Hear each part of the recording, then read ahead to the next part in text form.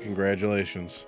Oh my God, what are you doing? Stretching. Oh man, gotta stretch it out. Gotta get ready. I just fucking beat this boss, dude. I know on last episode, but I'm more concerned about tonight's episode of Bottoms Up Gaming.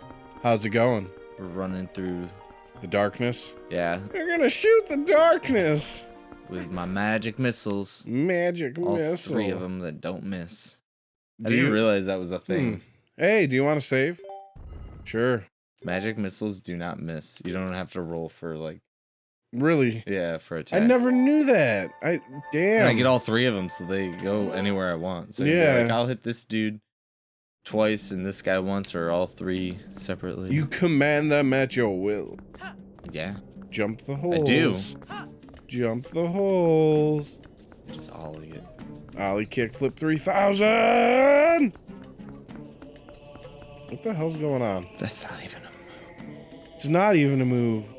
This lady's got a serpent around her. The serpentine belt, known as the mirror chamber. A chamber where I can reflect on myself. Yeah, a lot of deep reflection goes on here. We gotta make sure we're doing the right thing for the world. What do we gotta worry about here? Who's coming out this whole? It's like John Cena. Look at Jeff's asshole. Shit out these guys. Oh God, don't remind me, dude. Like, honestly, I don't know what I ate last night or what, but... It is not happening. Dude, oh my God. I would rather not talk about my woes. Oh, it reminds me of harsher times. Scarier times. Times when I ran out of toilet paper. Start extending your reach. I'm trying to. You know what you need? Damn it. I think you need what's on tap. I do, actually, if you don't mind telling our viewers what it is. You need a Tropi-Cannon. Do you follow your nose? Follow your nose. Literally, we're having Tropi-Cannon from Heavy Seas Beer. It's a citrus IPA that ranks in at a 7.25 alcohol by volume and a 45 IBU. Honestly, it's a very interesting one because it has an extreme citrus taste. Extreme Tropi-Cannon taste. Tropi-Cannon. Yeah, fucking. Give me a dance. I feel like this is the type of beer I'd have for breakfast. I don't know why. It's a little strong for breakfast beer, but I guess to really start your day after a night of getting fucked up. Mm-hmm. That fucking hair of the dog that bit you type of deal. I think you got a good beer to go to with this. Oh yeah, I mean honestly this would go perfect with some bacon and eggs. And some pancakes. Oh yeah, like. Are you a waffles guy or pancakes guy? Because I'm a waffles guy. I was gonna say I'm totally a waffles guy just because I love the fact that it holds like little pockets of syrup.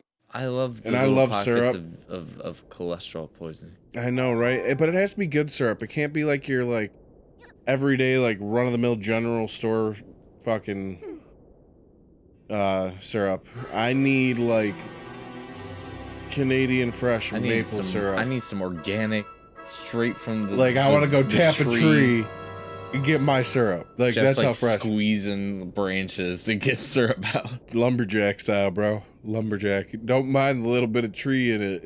It gives you protein. That's your toothpick afterwards, Jimmy. And yep. It makes sure nothing else gets stuck in your teeth but the sweet syrup. The fuck is going on? A dark entity lurks in the twilight. It houses an evil power. Evil power. You who are guided by fate, you who possess the crest of good goddesses, hear us. Hear us! At your command as the goddesses, we sages have guarded the mirror of Twilight. Since ancient times. Ancient times. You can do this voice. You seek it. But the mirror of Twilight has been fragmented by mighty magic. That magic is a dark power that only he possesses. He possesses? My face hurts. His name is John Cena. Ganondorf. Well, they didn't tell us what they'd rate this beer, but what would you rate it? Honestly, like, for a breakfast beer, I'd rate it kind of high, but for how I'm feeling right now, the citrusiness isn't doing it for me, but it's really solid. I'd probably give this, like, I'm stuck. 3.54. What would you give it? I'm gonna do a 3.5 if for any normal situation, but if I was having this with a meal, I feel like it'd be a 4. Yeah, this is definitely a beer that would go really well with like a nice breakfast, like something that deserved a citrus kind of note to it, because it has salmon. That salmon would probably go really well with. Oh, I'd kill for some salmon with this. So yeah, so 3.5. 3.5. That's where it lands, and that's where it shall be. Can I get that sword? I want that sword. Right. Fucking light sword. That looked like the sweet sword. Oh right. God, right in the gut. My abdomen. He's gonna shit that out in the morning. Oh fuck. Yet he rose to power, and Calamity Cannon has begun. So, it's to like a different Legend of Zelda game, real quick. Breath of the Wild. Has anyone figured out where it lies in the timeline yet? That's what I'm really interested in. Yeah, I'm not aware. Because honestly, like, I think this could be something people having trouble with, like, pinpointing where it's at? Well, because it's 100 years past something. Like, when Ganon basically took over... Yeah, I got Hyrule Castle. And so it's like, what Hyrule Castle though? Like, which timeline, considering there's already 3 like consecutive timelines going, where does that one fall? Like, under which timeline? Well, which timeline? Okay, so they have the Ocarina of Time timeline. Then they have the original, like, they have the Young Link one, they have the Ocarina one, and then if I'm not mistaken, there's the one where Ganon wins, and maybe that's where it falls, because then it's like, if I'm not mistaken, that one is like after the whole like, it involves the whole Majora's Mask thing. Motherfucker just digivolve. Ganondorf digivolve. Well, okay, so Ocarina of Time and Majora's Mask are 2 separate timelines. Yeah. Oh wow. Because in the one, I mean, there's the big fan theory that Link's dead.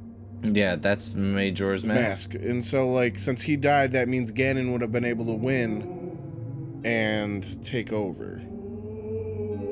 Okay. And so that would lead to a new Hero of Time, which would explain, like, the new iterations of it. And, like, also some of the stuff with,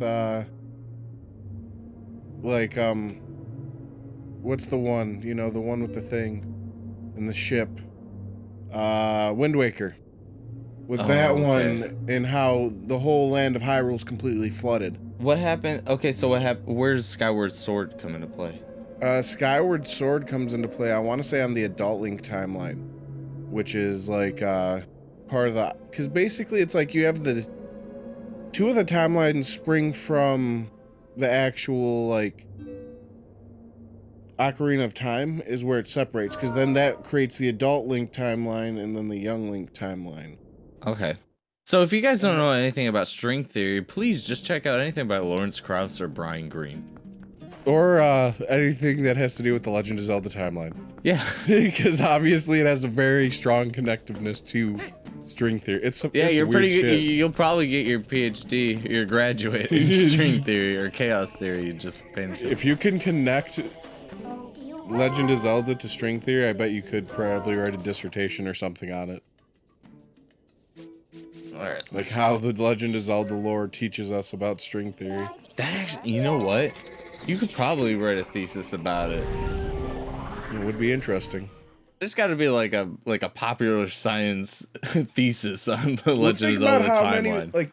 Think about how many people that are like our age now that have been studying like physics and stuff like that. And then imagine like having an alteration in your timeline, which alters the Legend of Zelda timeline. Which totally like throws it out of whack.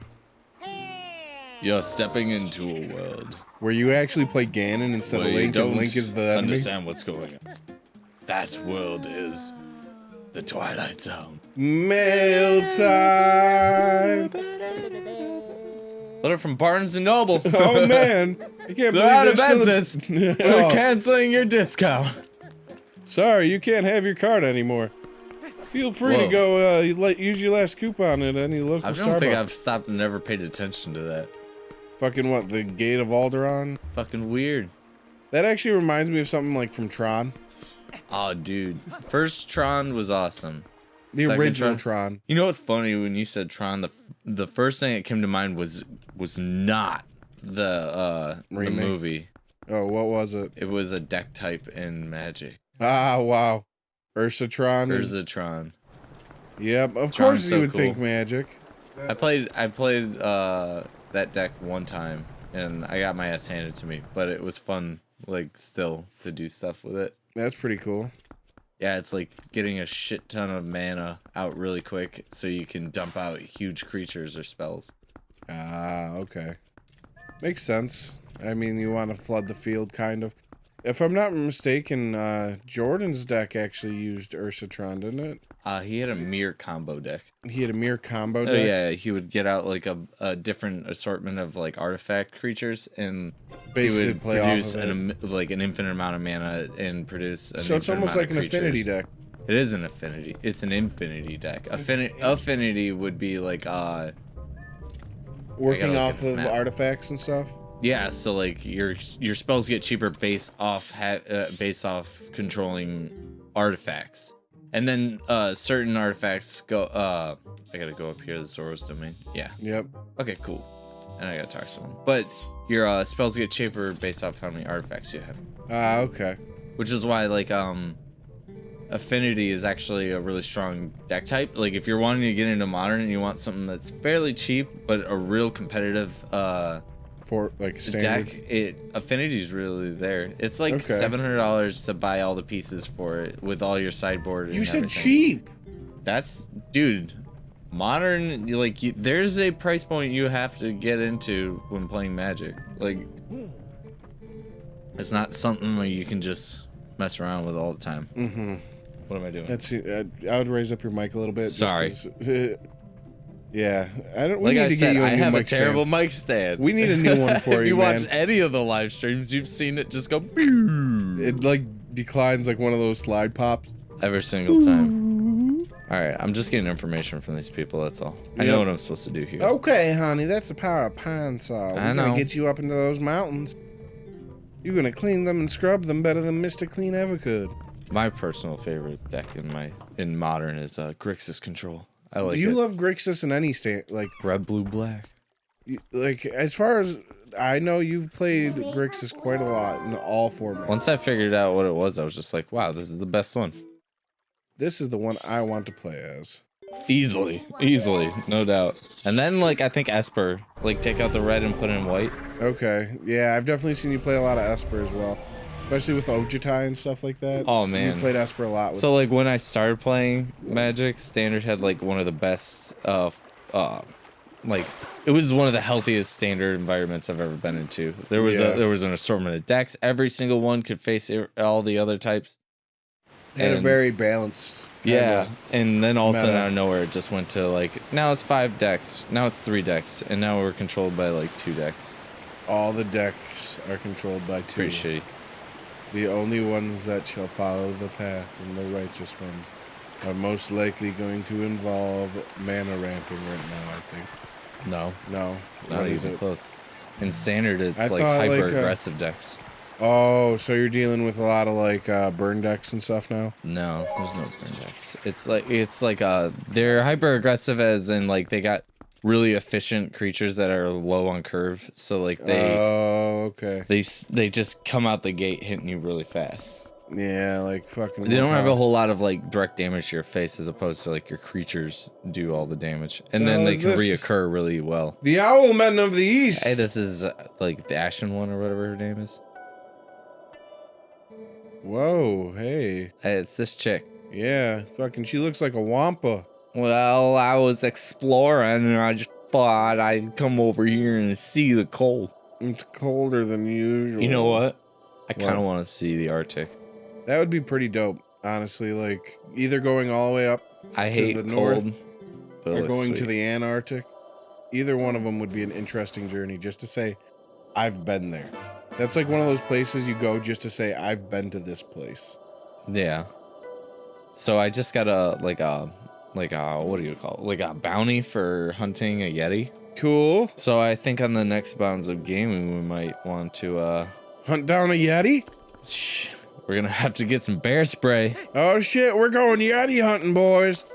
Oh man, I hope he has a nice fur pelt. All right. We'll see you next time. Later, guys. It's so cold, so cold. I'm so fucking cold. Hop that. You're selfish. No, I don't.